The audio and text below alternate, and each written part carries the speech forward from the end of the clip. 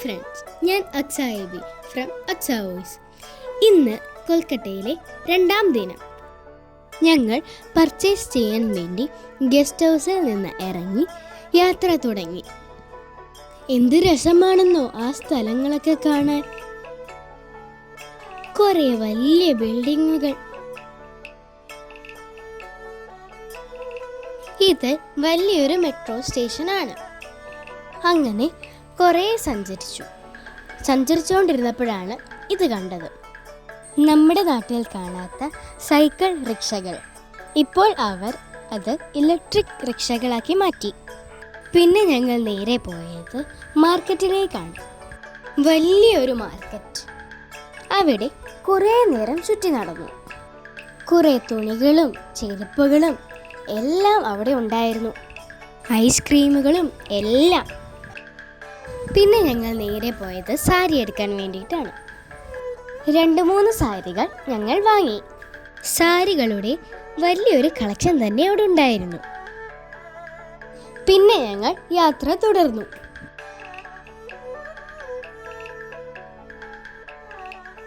വീണ്ടും വേറൊരു മാർക്കറ്റിലേക്ക്. കുറെ തുണികളും ടോയ്സും അങ്ങനെ ആകപ്പാട് കൺഫ്യൂഷനായി.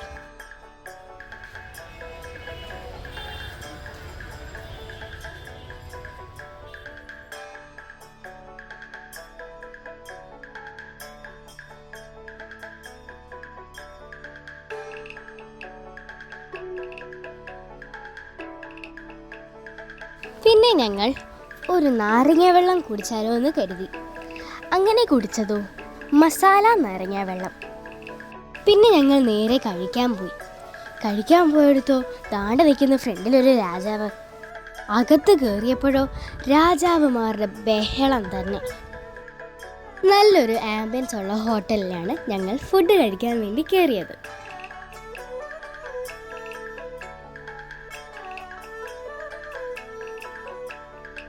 ഇവിടുത്തെ ലൈറ്റൊക്കെ കണ്ടില്ലേ? എന്ത് രസമാണ് അതൊക്കെ കാണാൻ.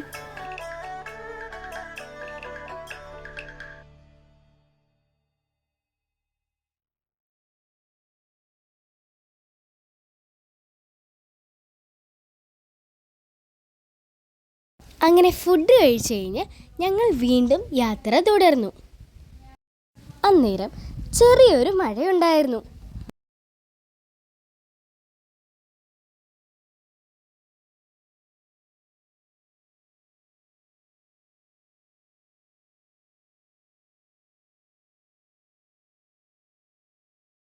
കുറച്ചു നേരം കഴിഞ്ഞപ്പോൾ ഡ്രൈവർ അങ്കിള് പറഞ്ഞു, ഇവിടെ മനോഹരമായ ഒരു ദേവാലയമുണ്ടെന്ന്.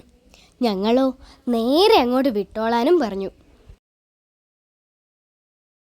പുറത്തെ കുറച്ച് കാഴ്ചകൾ മാത്രമേ എനിക്ക് പകർത്താൻ പറ്റിയുള്ളൂ. അകത്ത് ഫോണുകൾ അലൗഡ് അല്ല കേട്ടോ. അതുകൊണ്ടാണ് അകത്തെ കാഴ്ചകൾ കാണിക്കാത്തത്. ഞങ്ങൾ ആ കൗണ്ടറിൽ പോയി ടിക്കറ്റുകൾ എടുത്തു. ഇത്രയും വലിയൊരു ദേവാലയം ഞാൻ ആദ്യമായിട്ടാണ് അടുത്തു നിന്ന് കാണുന്നത്. ഈ ദേവാലയത്തിൻ്റെ അകത്ത് മനോഹരമായ കൊത്തുപണികളാണ്.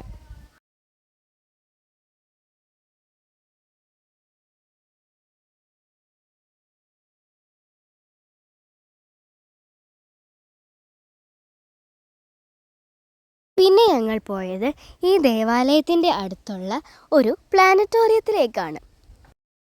അവിടെ ചെന്ന് ഞങ്ങൾ ടിക്കറ്റ് എടുത്തു. അതിനുശേഷം ഞങ്ങൾ വെയിറ്റ് ചെയ്യുകയാണ്. ഇത് പുറത്തെ കുറച്ച് കാഴ്ചകളാണ്. അവിടെ ചെന്നപ്പോഴോ വീണ്ടും ചമ്മിപ്പോയി. ഇവിടെയും ഫോൺ അലൗഡ് അല്ല. അങ്ങനെ ഞങ്ങൾ അകത്ത് എൻ്റർ ചെയ്തു. ഞങ്ങൾ കണ്ടത് സോളാർ സിസ്റ്റത്തെ കുറിച്ചായിരുന്നു. ഇതാണ് കൈ റിക്ഷകൾ. ആ പാവം റിക്ഷക്കാരൻ ആ വണ്ടി അവിടെ ഇടാൻ നോക്കിയതാണ്. പക്ഷെ എന്ത് ചെയ്യാൻ, ആ കടക്കാരൻ സമ്മതിച്ചില്ല. കടയുടെ മുന്നിൽ നിന്ന് എടുത്തു മാറ്റുക എന്ന് ആക്രോശിച്ചു. അത് കണ്ടപ്പോൾ എനിക്ക് സങ്കടം തോന്നി. ബാക്കിയുള്ള റിക്ഷക്കാർ തൻ്റെ യാത്രക്കാരെ പ്രതീക്ഷിച്ച് വഴിയോരങ്ങളിൽ നിൽക്കുകയാണ്.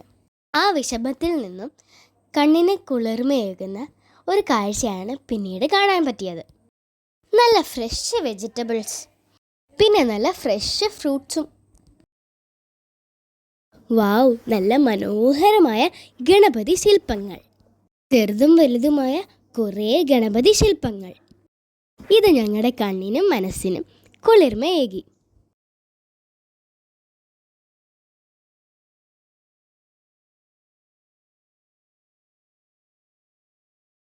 നല്ല ഫ്രഷ് പൂക്കൾ.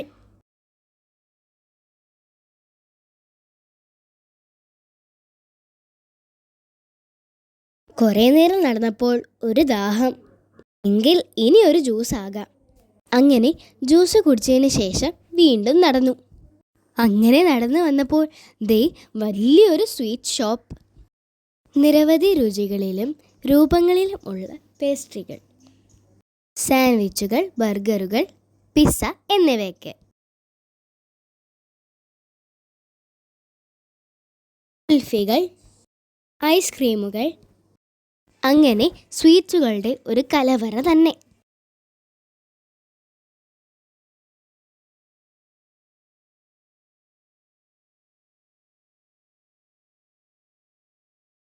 ഇവിടെ നിന്നും ഞങ്ങൾ ഇറങ്ങി നേരെ പോയത് കൽക്കട്ടയിലെ അതിപ്രശസ്തമായ മഹാകാളി ദേവി ക്ഷേത്രത്തിലേക്കാണ്.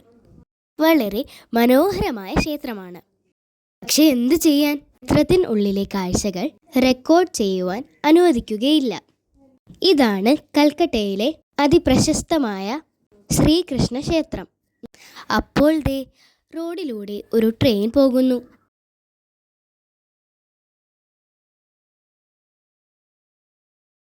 ക്ഷേത്രത്തിനുള്ളിലെ കാഴ്ചകളൊക്കെ കണ്ട് ഞങ്ങൾ വീണ്ടും യാത്ര തുടർന്നു. അപ്പോഴേക്കും നേരം ഒരുപാട് വൈകിയിരുന്നു. എങ്കിൽ പിന്നെ ബാക്കി യാത്ര നാളെ ആക്കാമെന്ന് കരുതി നേരെ റൂമിലേക്ക് മടങ്ങി.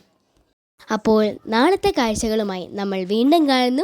It's signing off from Aqsa voice.